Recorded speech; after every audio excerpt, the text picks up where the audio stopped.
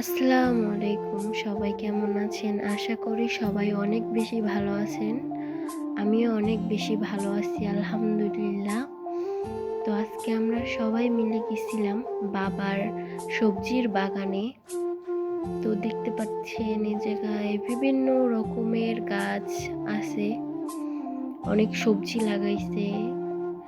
অনেক কিছু আছে। চারপাশে মাছ, কলা গাছ, আম গাছ, পেঁপে গাছ, অনেক ধরনের গাছ আছে। ওই দেখতে পাচ্ছেন ওইখানে একটি কলার থোড়া আছে। আর এইটা হলো ড্রাগন ফল গাছ।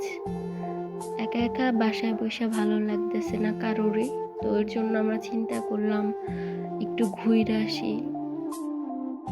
এখানের পরিবেশটাই অন্যরকম, সবুজ শাক সবজি, চারপাশ শুধু নীরব, পাশে পুকুরে মাছ, অন্যরকম একটা শান্তি, শীতল বাতাস।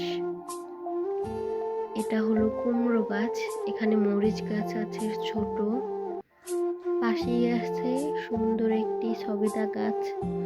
আচ্ছা, এই ফলটাকে আপনাদের অঞ্চলে কি ভাষায় আপনারা চিনেন, মানে কি বলেন, ওইটা কমেন্ট বক্সে অবশ্যই জানাবেন।